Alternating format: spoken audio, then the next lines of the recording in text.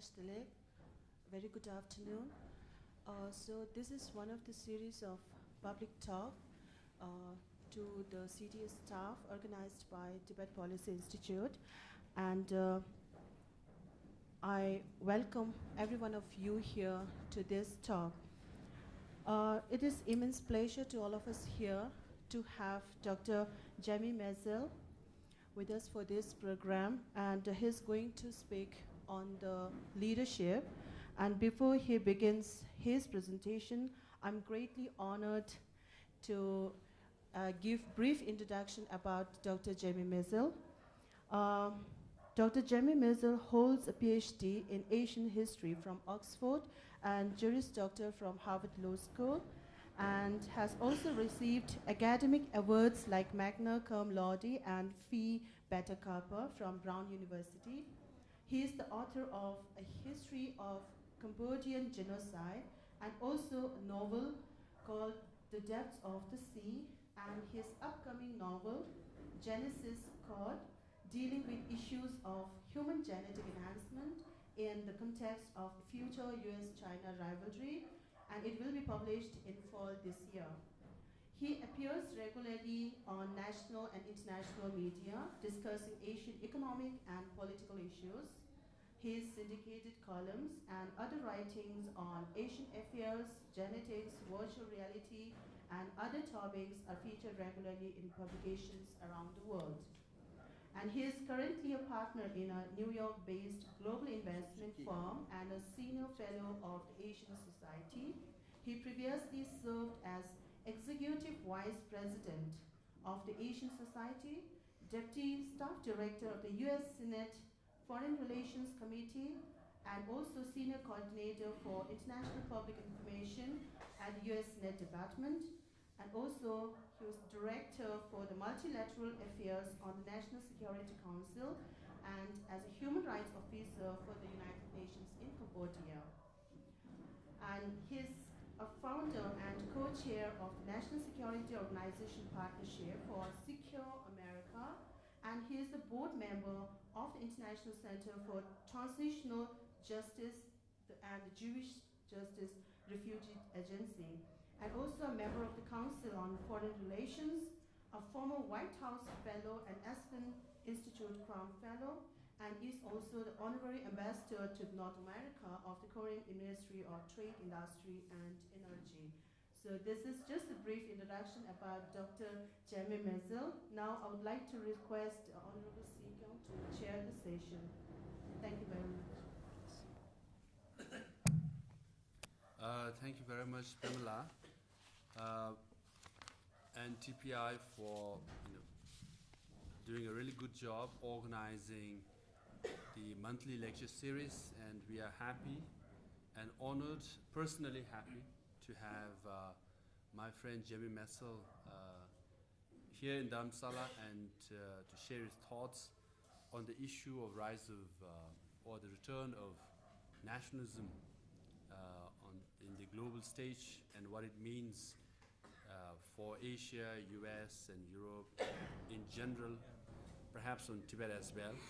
And I was told that he spent more than 2 hours at the Tibet Policy Institute, where he ended up answering so many questions about his Jewish background and how we can replicate, so to speak, the success story of Jewish diaspora.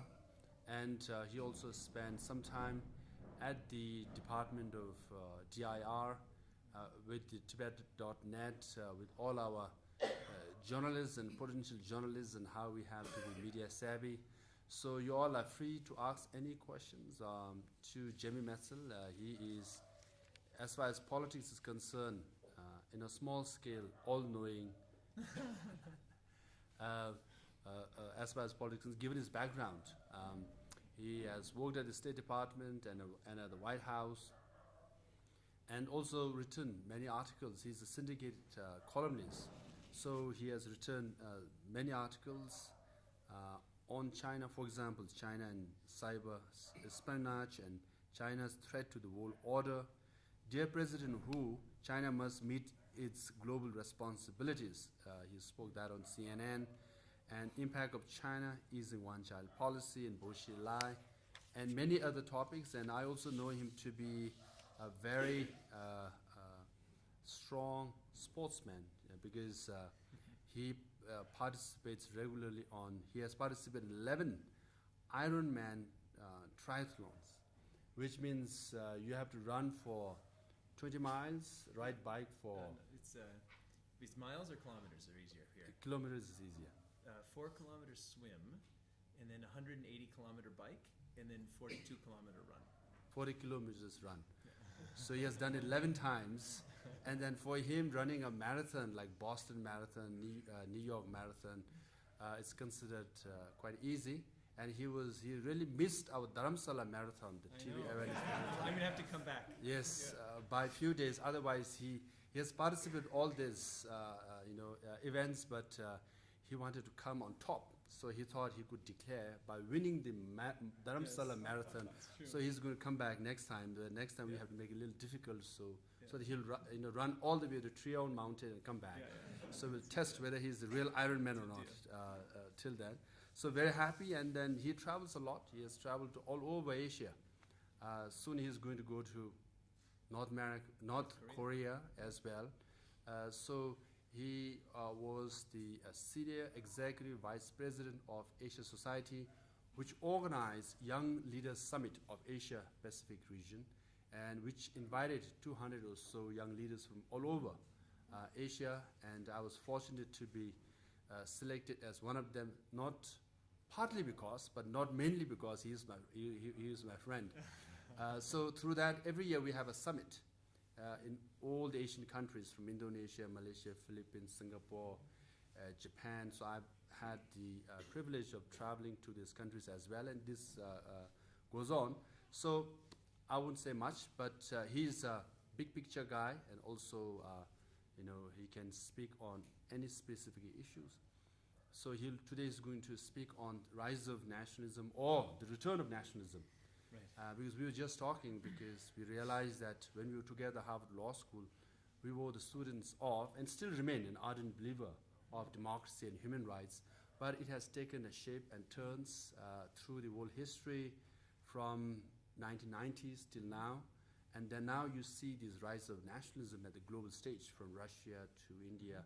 We'll talk in detail, what does it mean? And how should we as Tibetans navigate? And as a big picture, what we all should be thinking as a global citizen. So with that note, very happy to have you here. And the floor is yours, Jimmy. Thank you so much. Let me see, because I want to see if it's possible. That's his style, and this microphone is for the television? Yes. So let me see. He likes to, yes. I know you like. You know my style. Yes. I hope. Yeah? I'm going to stand up. Is that all right? So if we just take this off like that, and then put that Yes, that's here. Right there. Here, and then, sorry to do a remodeling. Oh, that's good. Oh, yeah. Okay. Perfect. All right. You can So I've got a, this is my leash. I can go as far as here. That's So, part of the summit. yeah, exactly. Well, I always feel like it's so formal to stand behind a desk, especially because I just have such intimate feelings about Tibet and the Tibetan movement, which began when Lobsang La and I were together at Harvard Law School. And we had many, many times sitting at Winthrop House and elsewhere, having long conversations, playing out different scenarios. Two big topics that we had to discuss. One was playing out different scenarios for how Tibet could be freed. And the second conversation that we had, among many, was what were the lessons from the Jewish experience of 2,000 years in the diaspora that could be applicable for the Tibetans. And hopefully this diaspora should end very, very soon, but you never know. Sometimes these things are short, sometimes they're long, but the key, as you guys are all doing, is just never stopping to believe that it's possible. Never stopping to believe that it might happen tomorrow, and if it does happen tomorrow, we need to be prepared so that will know what to do, will have cultivated the right values in ourselves, the right institutions. And I just having been here now for the second time and having such close contact with Lobsang and others, I just have such an enormous level of respect for what you guys are doing. Just the cohesiveness, the professionalism, the courage, the commitment of Tibetans, of the CTA, but really Tibetans around the world. And when you go and when you visit, the Tibetans who I interact with in New York and elsewhere, and the different offices under DIIR, it's really absolutely incredible what you're doing. And I just think you have so much to be proud of. And I'm almost embarrassed. I feel like you guys should all be talking and I should be listening, but because I'm only here for a little while, it's really my incredible honor to be here. What I will say, Lobsang mentioned our different times together at various meetings around the world and summits.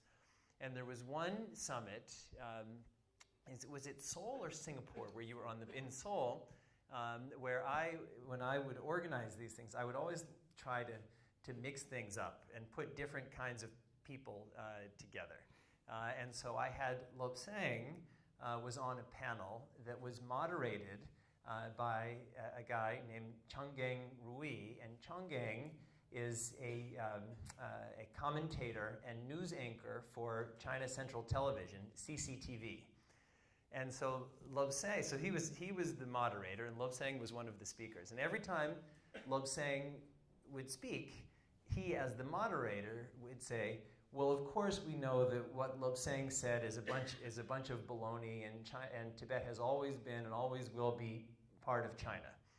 And then Lobsang, in his style, in the most calm, loving, gentlemanly way, would say, well, I understand your perspective, but here's another perspective. And it was just so incredible to watch. Lobsang and this guy who had a very Chinese perspective, kind of each with a different style, the aggressive Chinese style and the calm, measured, loving Tibetan style, and a crowd of 200 people who were very impressionable, who didn't really know a lot about the Tibetan issue. And it was just watching that crowd and watching how Lobsang won over the entire crowd of people, not just by the argument, not just because the argument was very strong, but it was the way that he delivered the argument. And I think that, for me, it's not just why I respect Lobsang so much, it's why I respect what you all are doing so much. It's not just that your argument is just, although it is. It's the way that you are making your case and the way the values of the Dalai Lama, that the first victory has to happen within. And if you don't win that victory, whatever the justice of your message, it's going to be impossible to deliver. And for that reason, it really, again, is my tremendous pleasure and honor to be here with all of you. So thank you for affording me this opportunity. The topic that Lobsang has asked me to talk about today is this very challenging issue of the rise or the return of nationalism. And we're seeing this around the world now. So on Monday, we have the Indian elections, and I think that it's very, very likely that the BJP will win. And again, it's a far more kind of Indian nationalist party. In Russia, with the invasion of Crimea, again, this return of these old values of nationalism.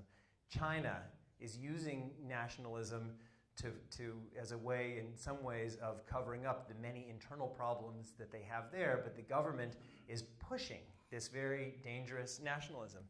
Partly in response to China's aggression, Japan now has the most nationalist government that it's had since the Second World War. So what we're seeing around the world, there is this rise and this return of nationalism. But it's not coming out of nowhere. And what I'd like to do is to go back and talk a little bit about the historical experiences, West and East, and how they brought us to this point. So there are kind of two parallel stories that exist in the world simultaneously, and it's a very oversimplification and an easy shorthand to call them West and East. But let me talk about, there's a European/American perspective that goes something like this, that in the long history of human habitation on Earth, West and East have developed at somewhat parallel and somewhat different levels. In the West, agriculture happened a couple of thousand years earlier in the West than in the East. There was some back and forth. When Europe was going through the Middle Ages, the Dark Ages, Asia, led by China and India, was in some ways experiencing more of a golden age. But then about 500 years ago, with the beginning of the process that led to and through industrialization, the West began to go on a superdrive. And which then, when industrialization happened, there were all the things that led to industrialization.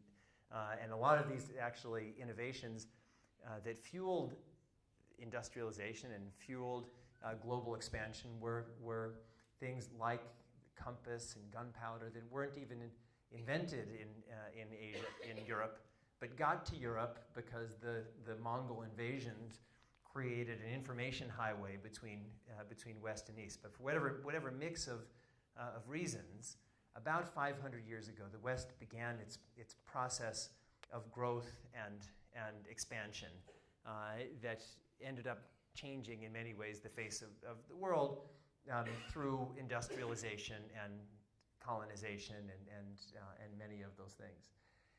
And rightly or wrongly, or probably rightly and wrongly, many of those European values and principles became global values and principles. So when the Europeans arrived in Asia, there were different concepts of what national sovereignty meant. In Europe, after the Treaty of Westphalia in 1648, we had the modern concept of the nation state, which was a nation state where there's a boundary and you kind of draw that little dotted line on the map. And this whole concept of nationalism, as it's defined today, in some ways comes from the West. In the East, and we'll get to this in a moment, the models, it was more suzerainty, kind of areas of influence. So it wasn't like, this is mine, that's yours. It was, well, you're paying tribute to this emperor, and so does that mean that emperor controls it? Does that mean you're part of that empire? It was, as you know from your history, those issues were far less clear. So from a European perspective, these concepts, which became universal concepts, there were these European nationalisms which had fueled colonization, because there was all of these competition between the European countries who were fighting each other in Europe, developing their ability to use weapons in a much more deadly way than was happening certainly in other parts of the world, or Asia, where there was a lot less pressure to arm and a lot less pressure for military advances. And when the Europeans arrived here, it was relatively easy, because they were so much more advanced militarily and so much more advanced in terms of transportation and ships and all those things, not only to establish the colonial empires, but to have those European concepts become universal concepts. So now the European idea of sovereignty became a global concept of sovereignty that all countries, that all areas of the world had to adopt, because that was the language of sovereignty. That was the language of the nation state, was defining which territory is mine and which is yours, and putting a little line between it. From a European perspective, though, this push of nationalism, which was growing and growing and getting more and more violent, especially through the 19th century and into the early 20th century. From a European perspective, those levels of nationalism were ultimately what led to the incredible destruction of the first and then the Second World Wars. And so from a European perspective, and also from an American perspective, when those wars were over, and when it was clear that the Second World War was coming to an end, and people started to think about what is the post-war international order going to look like, people were thinking, well, if nationalism and sovereignty are the problem, then the solution needs to be repressing nationalism and pooling sovereignty. So it's a much different, the post-war world had a much different concept in many parts of the world of nationalism and sovereignty, that nationalism was the problem that led to the destruction of the Second World Wars, and sovereignty, these fixed concepts of sovereignty were so rigid that it was pushing countries towards greater conflict. And that's why we saw in the period after the Second World War that there were these concepts of pooled sovereignty. And whether that was the United Nations or in Europe, NATO, even in Asia to a much lesser extent, ASEAN, the creation of the European Union. I mean, all of these were mechanisms to try to tie people together in a way that would make war less likely and less possible. So that's this kind of very shorthand version of the Western history of over the last 500 years until right now. From an Asian perspective, and I'll use Chinese as a Chinese perspective, things are very different. From a Chinese perspective, as you know, and you guys have taken the brunt of this, but it's also true that China is one of many, one of a number of great civilizations out of Asia, and deserve enormous respect for what they've done in culture, in literature, in language. It's a great culture in many, not all, but many ways. And from their perspective, from let's say a Chinese perspective, these last 500 years represent Asia making a wrong turn. That Asia had there's no reason why industrialization happened in Europe first and not Asia first. Because if you had gone back 500 years and you had said, here's everything that Asia has, and here's everything that Europe has, which continent is more likely to have an industrial revolution? I think it would be a pretty good bet to say, well, it's much more likely to happen in Asia, because they're just more, their cities are more developed, their education systems are more developed, but it didn't happen there. And then there's this whole history of the last 500 years of this, as I mentioned before, European global domination, maybe is too strong a word, but something like that, and these European concepts becoming universal. But from the issue, from the perspective of the issue that I spoke about a moment ago, of nationalism and sovereignty, while in the West, our experience is nationalism and sovereignty are the problem, and they need to be addressed by suppressing nationalism and pooling sovereignty. From a Chinese perspective, and maybe from a broader colonial perspective, it was the absence of having their own sovereignty and their own nationalism that made them susceptible to colonialism. So in Europe, fixed sovereignty and nationalism is the problem. In Asia, the perspective is, we wish we had had more of that because it would have given us a tool which we could have used to fight against colonialism. So in the West, nationalism and sovereignty are bad. In Asia, the historical memory is, we wish we would have had more of it because it would have allowed us to defend ourselves better than we in fact did.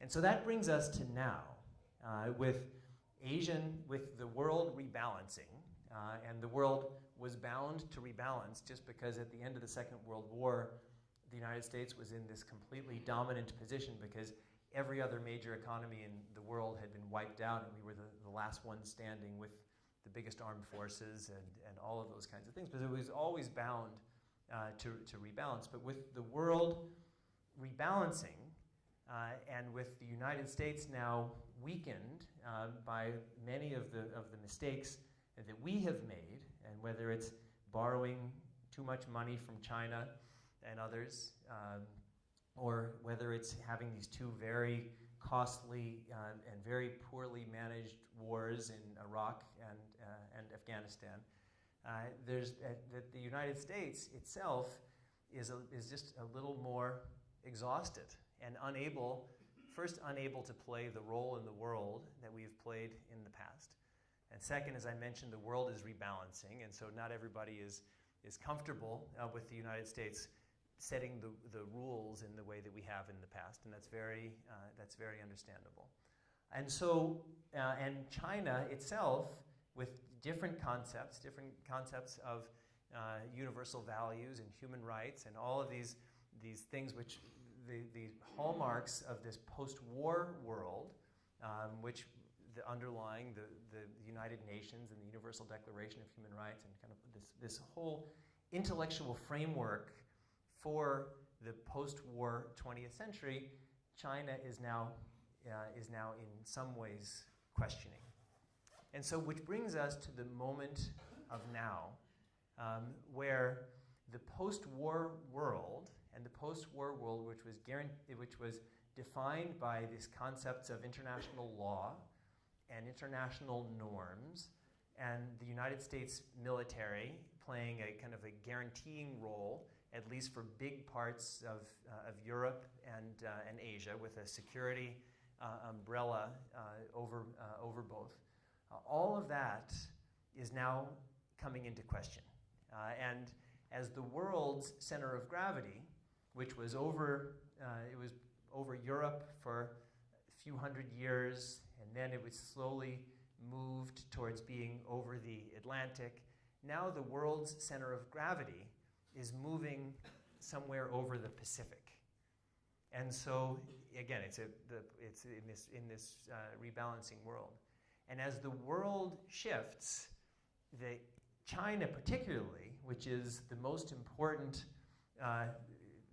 certainly the most important from a global power perspective country in Asia, and certainly the second most important country from a global power perspective in the world, as the world's center of gravity shifts over the Pacific, we don't have the structures or the institutions that can guarantee the next phase of the world's development. So that what I would say is that this period from 1945 until now we call the post-war world. And now we're right on the verge of entering this it doesn't even have a name yet, but we can call it the post-war world. That this American-led 20th century system that I've described is in some ways coming to an end. That doesn't mean it's going to stop completely, but it means that when we look at issues across the board, that there's a breakdown.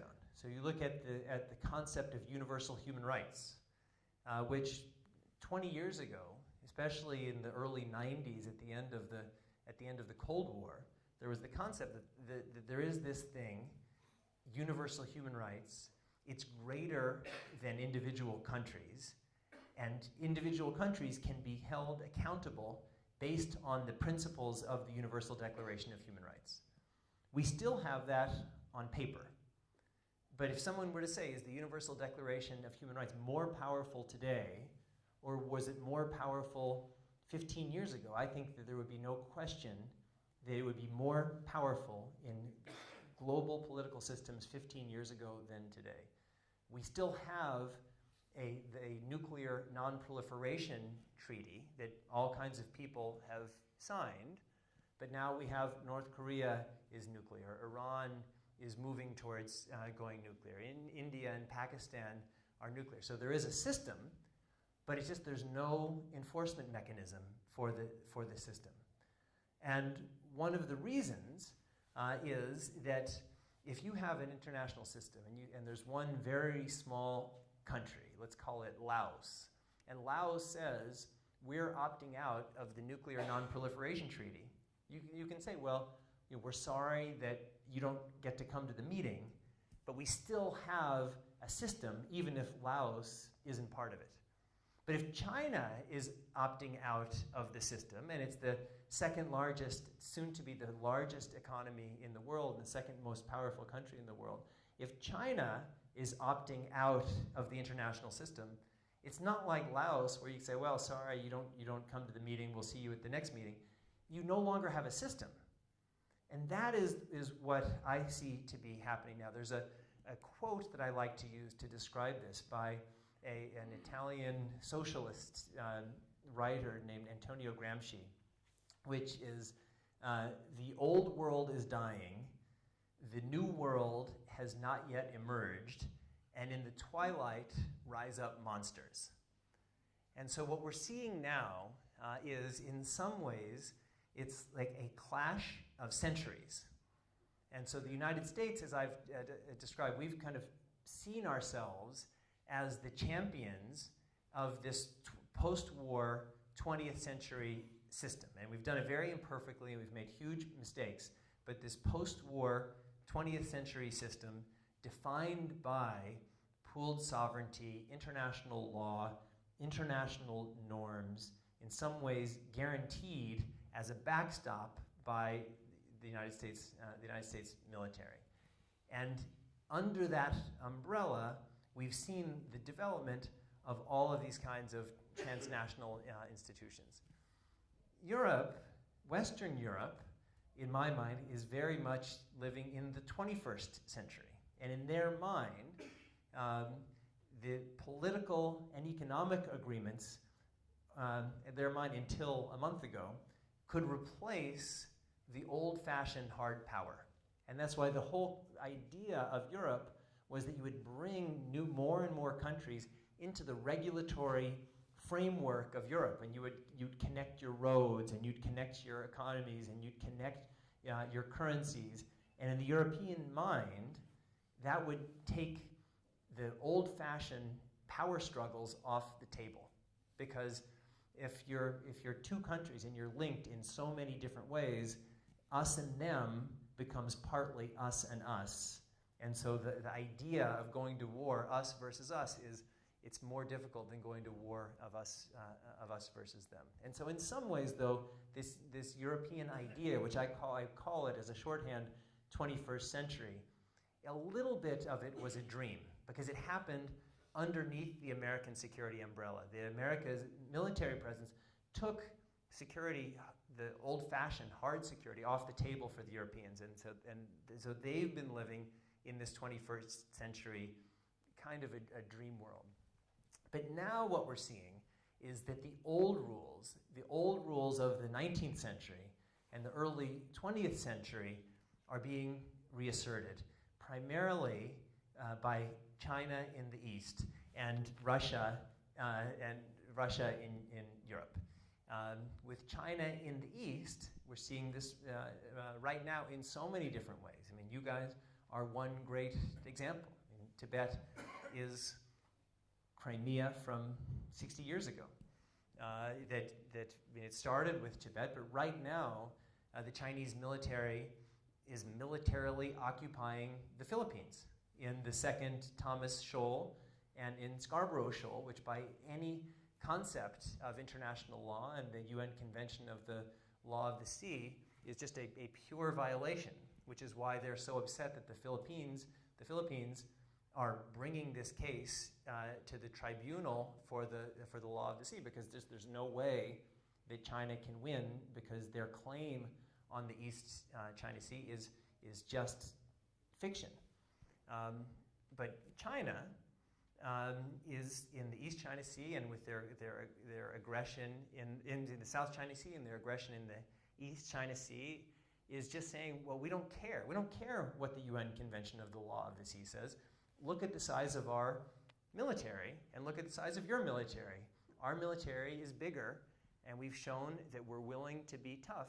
And all right, you can wave your treaty in the air, but that doesn't mean that we're going to do anything differently. In what way, China is telling the Philippines, in what way is the UN Convention of the Law of the Sea getting us to leave this place that we're militarily occupying in the South China Sea? And there's not an answer to it, unfortunately. But that's the situation that we're seeing in Asia. In Europe, it's the exact same thing. So Russia invaded the Ukraine, invaded Crimea, and basically they said, well, we're just taking it. And what they said was, well, we're protecting the Russian language speakers, which is exactly what the European colonialists, I mean, you all know this, the Europeans, the first thing that they did for the colonials is you would send the preachers, and then they would be there, and then there would be some kind of issue, and then say, well, we need to send some military to protect the religious people, and then it's, well, we need to protect our people. So that's the colonialists have been using this argument for many hundreds of years. And so again, in Europe, with the invasion of the Ukraine, that's basically this and Europe is saying, well, we have treaties and agreements and all of these kinds of soft power things, which, based on the 21st century model, ought to work. And China and Russia are saying, well, we don't care. And so, tragically, the world is in this very difficult, very tenuous situation where we all had dreams that this UN model or this EU model could grow, and that would be the model for peaceful global development. But with particularly China and Russia going back to using the 19th century models of it's just about hard power, unfortunately, we're in a position where everybody else is going to have to figure out how we think about hard power, how we think about the old rules of the 19th and early 20th centuries. And that's the challenge that we're facing. And I had a column about this a couple of weeks ago, and my belief, sadly, is that in order to win this struggle, the people who are against this kind of very rough actions, we need to go back and relearn some of the lessons of our own history. Because China didn't win the 19th century, and Russia didn't win the 19th century, but it took a pretty tough response to both China and the Soviet Union in order to build the world that we have today, and a tough response to Japan as well. And so that's the world that we're entering. And I think, so let me bring this back to Tibet, because right now, when you look at what's at the international response to Crimea, unfortunately, it's a tough story for Tibet, because the Russians invaded Crimea, and this is just the case so far. They've annexed it. They have their troops threatening to invade eastern Ukraine, which I don't believe they're going to do because they don't have to, because they've achieved all of their goals already. And the rest of the world is negotiating with Russia, not what will it take to get you to leave Crimea. That's already off the table. I mean, not everyone is admitting that, but nobody's negotiating about what will it take, what are we willing to do to get you out of Crimea? Because the rest of the world could easily shut down the Russian economy in 1 week. I mean, all we would have to do is the United States to say, we're going to have a carbon tax. So we're going to, every gallon of gasoline, we're going to have 25-cent tax. And we're going to have banking sanctions like we currently do with Iran. And any bank that is doing dealings with a Russian bank can't do business in the United States. All we just two things. Do those two things, the Russian economy collapses in a week. But no one's willing to do that. No one's willing to do that because there are different priorities and different interests, and our economic recovery is fragile, and Europe is in a terrible economic situation with huge unemployment, and people aren't willing to make that risk. And so what we're negotiating with the Russians now is, will you or won't you invade Ukraine, and how much federalism is acceptable to you in the Ukraine? Not can we get you out of Crimea. And in the same way, I mean, your position, correctly, the Tibetan position is the middle way. But it may not be, I mean, the appetite for the world to really pressure China on Tibet in the hierarchy of issues. I wish that this was the number one issue. But when you think from a global perspective, given all of the nuclearization of North Korea and everything else, that we don't know how this 21st century is going to play out. But for right now, these 19th century hard power rules are reasserting themselves in a really dangerous way. And I don't think this is a good direction for the world. It's certainly not good for Tibet if this happens more. If might equals right, that's not a great thing for Tibet. But the hope is, for all of us, is that there still is, that it's not that these 22nd, the post-war world and kind of 20th century ideas are dead. It's not that universal values are dead, the concepts of human rights are dead, but it's right now, sadly, they're in retreat. And in order to turn that around, I think the two things that we need to do are, one, as I said, dust off our history books of how we were pretty tough in standing up to this kind of aggression in the 19th and 20th centuries. But two, really double down on our own values. Because at the end of the day, the values that you all represent, the values of justice and rights, those are the values not of the international system, but they're the values that exist in the international system because they emanate from every person. These are the things that everybody wants for themselves, everybody wants for their families, everybody wants for their children, and everybody wants for the world in which they live. But as you know more than anybody, they're not free. And that's why I just, coming back to where I began, I just have so much respect for what you guys are doing. Because if fighting the fight of justice and freedom and human rights was easy, everybody would do it.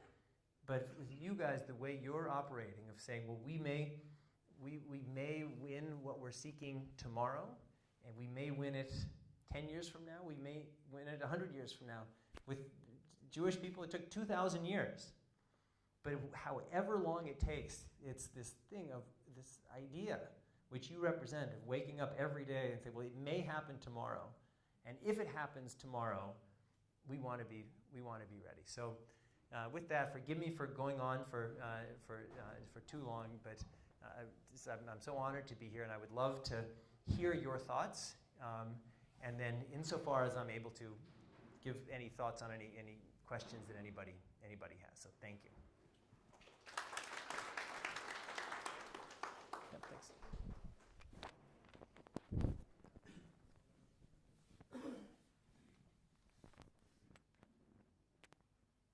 Any questions? I think Jimmy took us all through the history of the world. 1,000 years ago, maybe if you go by the Jewish history, 2,000 years till 5,000. now. So that's very espresso coffee version of the world history. So, any questions? Yes, Lam. Yeah. I'd like to draw your attention to a latest issue. You know that Xi Jinping, he visited European countries. Yes. So Angela Merkel, she presented an old map to Xi Jinping. Yeah. In that map, Tibet was not included as a part of China. Yeah. Mongolia wasn't included. Yeah. Xinjiang wasn't included. Now, when Chinese media saw that, they were deadly without making any balanced judgment. They were deadly criticizing Angela Merkel. She's trying to propagate Xinjiang independence, Right. Tibetan independence. So what would be your judgment? Is that the Chinese way of judging the map and presentation without thinking any balanced way? Do you relate that as a revival of nationalism within the Chinese community? Yes. First, it's a great question. I think it was just a mistake on the part of the German. As I guarantee you, somebody has been demoted or fired as a result of doing this. And as you know, China is so detail-oriented, especially when it comes to maps. And with India, you've had the issues of the China with the passports and all of these things.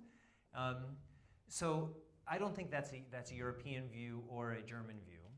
I definitely think that there is a revival of Chinese nationalism. And particularly, it's just very interesting. People think that these state-led ideas of nationalism have just been very consistent. But really, for the first 40 years after the Communist Revolution, this nationalist narrative and this narrative of China as being victimized by everybody else wasn't the dominant narrative. The dominant narrative was internal class struggle. And the bad guys were the Chinese capitalists and landowners.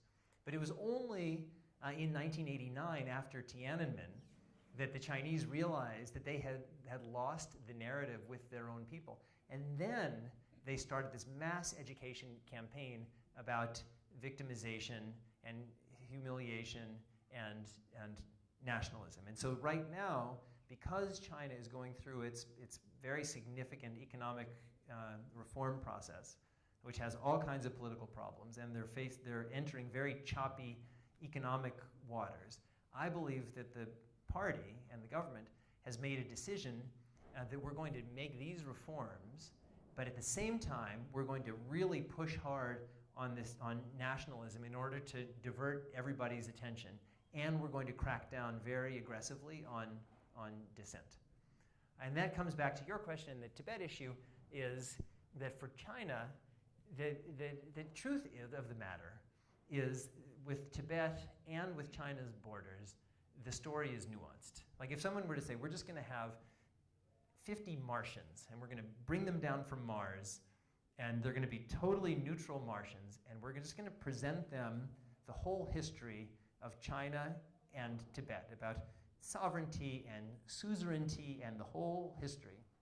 And at the end of that, they're going to have a dial, and at one end of the dial is Tibet has never been connected to or part of China in any conceivable way, and the other part of the dial is Tibet has always been an inseparable part of the Chinese heartland.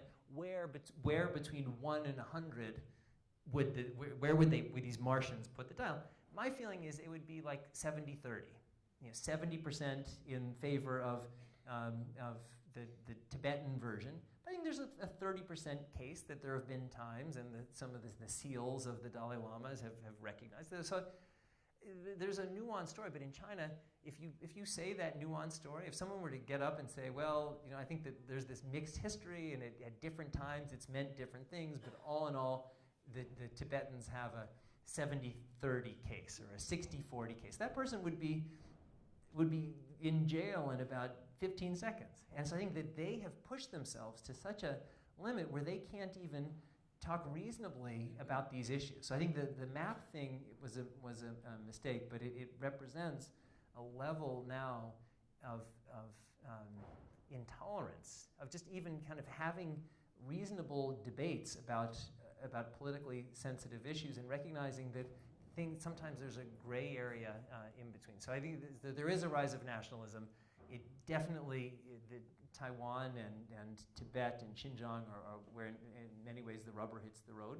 But I don't think that this specific story says anything more than the Germans made a mistake and the Chinese responded in a characteristic fashion.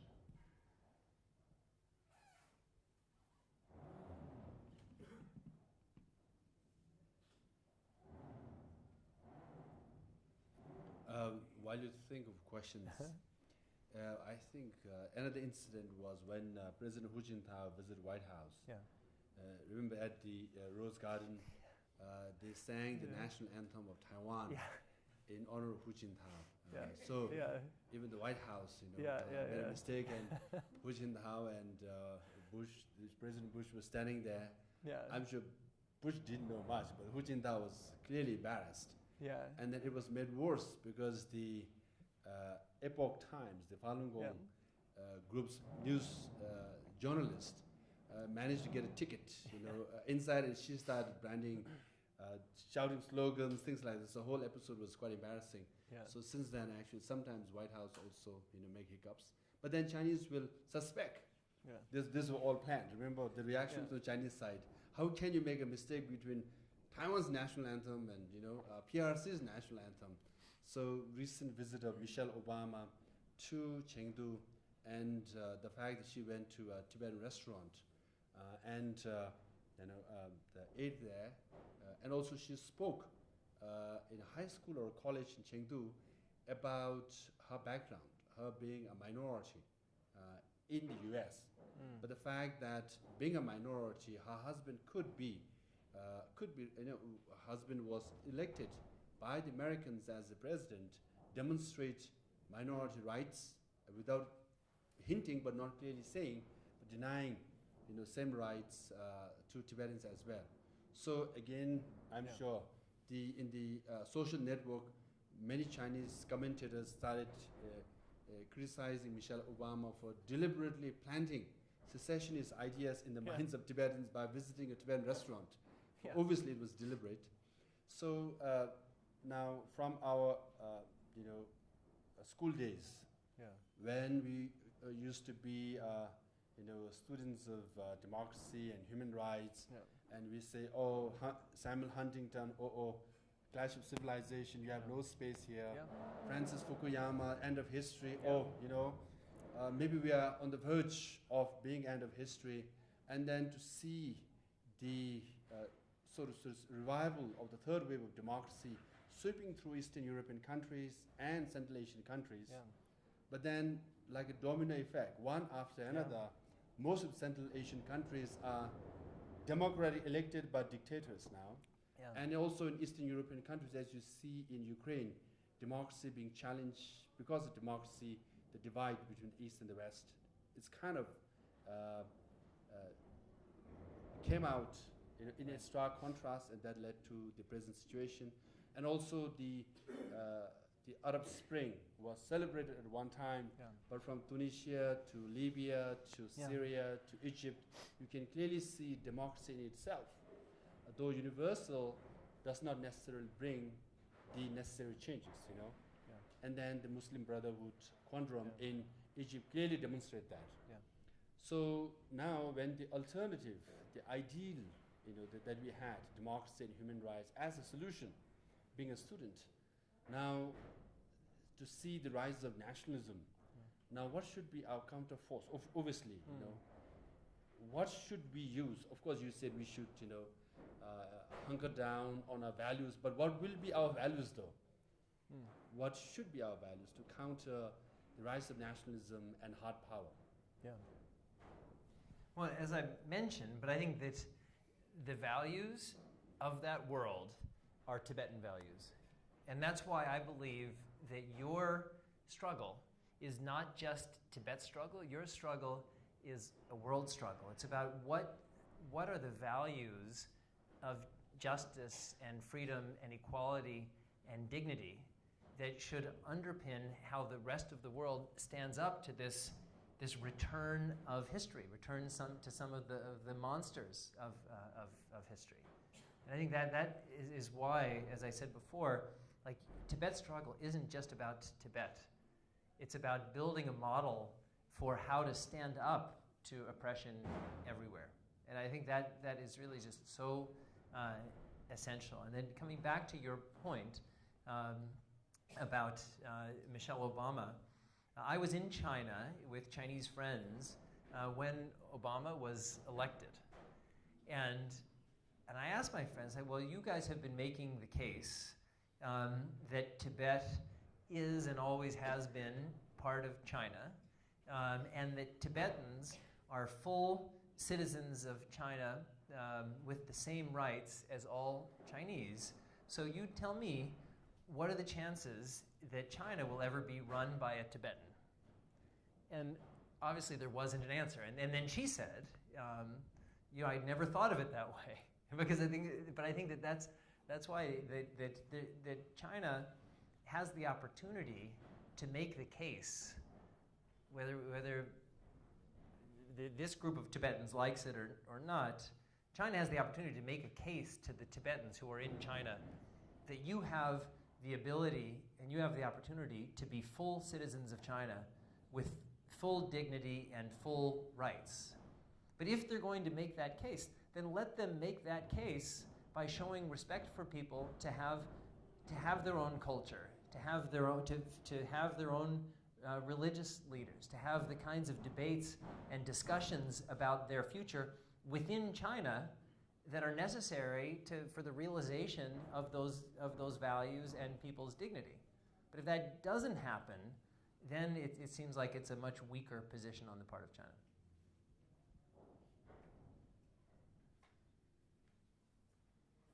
Bell rang, that's lunchtime. Oh, well okay.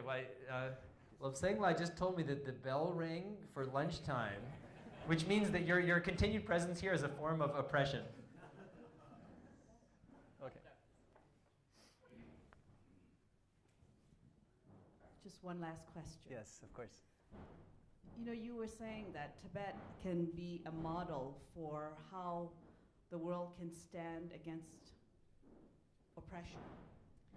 What demarks the Tibetan movement to do so versus other movements who also stand against other forms of oppression? Yeah. So I guess in the bottom line is, from your perspective, why should the world care about the Tibetan struggle? Yeah, it's two questions, and I'll answer them both. So in terms of what is different about Tibet than everybody else, not everything, but I just feel like it's the brand of Tibet is both standing for justice, but it's also doing in a way where you recognize that if you take acts that harm others, they're also harming you. It would have been very, very easy for the Tibetan movement to have been much more violent than it has been. And I'm sure there have been very heated debates about what's the right way to stand against oppression. But the dignity that the Tibetan people have shown in this process, to say that the first line of defense is our own humanity and our own dignity, and that if we lose that, then it will be much harder to maintain this fight, even though I'm sure that there are tactical issues where the Chinese and others are taking advantage of your equanimity and forbearance. I think that's something. It's not only Tibetan, but it's very specially Tibetan, and I think that's something that's very important, and that's a lesson to the world and an inspiration to the world. For why people should care about Tibet, there are a few things. One, because I just feel for everyone in the world who cares about justice, there's just the issue of justice and human dignity.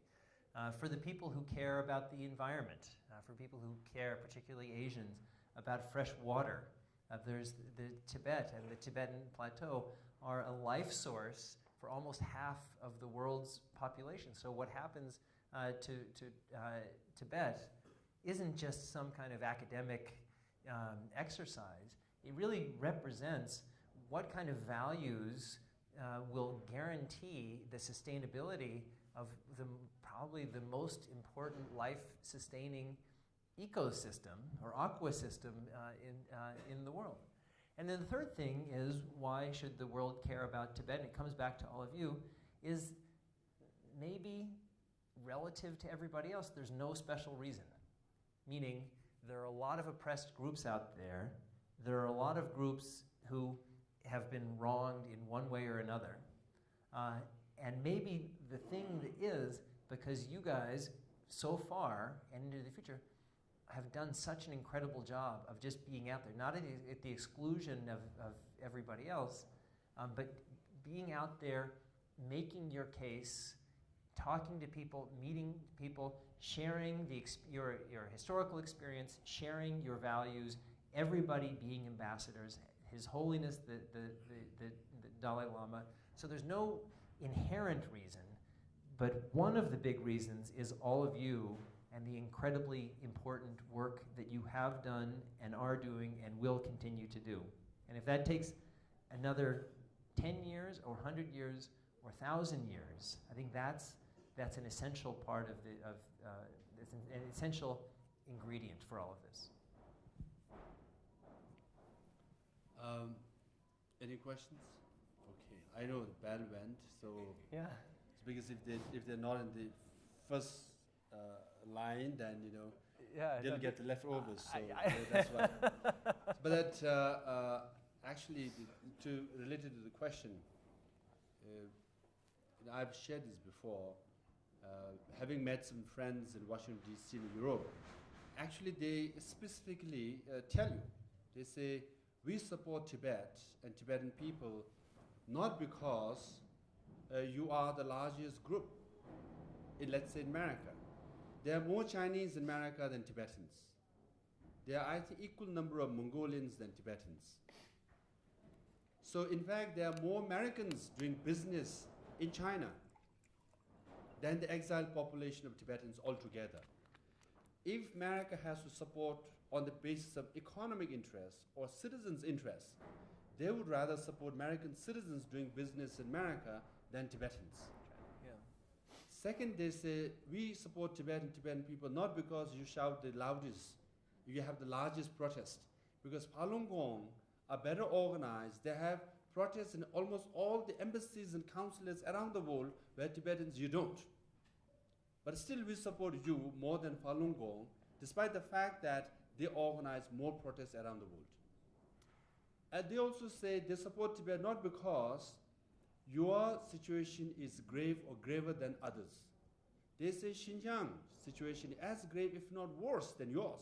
But still, Americans and Europeans, they support you, Tibetans, more than Uyghurs, explicitly, because you are Tibetans. Now, what do you mean by you are Tibetan?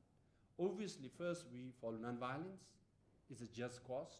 But three other reasons that they give are, you have His Holiness the Dalai Lama. He has made friends all over the world.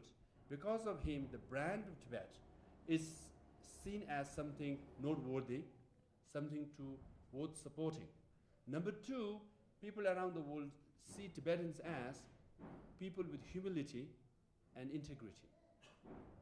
So that's how they see us. They see us as someone compassionate, someone nice, as Jamie said, likable.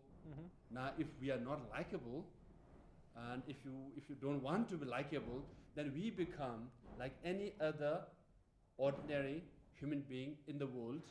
That means we will be like any other movement in the world, and we will get support like any other movement in the world, which is equal, not more. Hence, it's very important for Tibetans to remember, whether we are or not, let's be very honest, but that's how we will see us. Tibetans as nonviolent, and then people with humility, integrity, and hardworking too. And in fact, in some sense it's true. I think the elder generation have worked very, very hard. They have built the Tibetan movement, they have built the administration, they have built all the settlements. That way, I think comparatively, compared to other refugees, Tibetans are more successful in terms of running our own community. At the same time, we have maintained our sense of integrity and humility through the elder generation.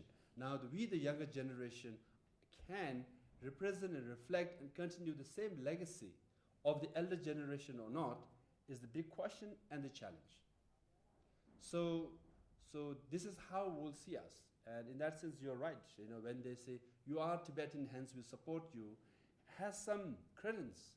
Now, we are actually the Tibetan who the world see us or not, and whether we should remain or not is to be seen. So some people say, oh, I'm an American citizen, maybe I should run to the streets and shout slogans much louder, then we'll get a lot more support. Then they will say, well, Falun Gong is doing better job than you, so we should be supporting Falun Gong than that.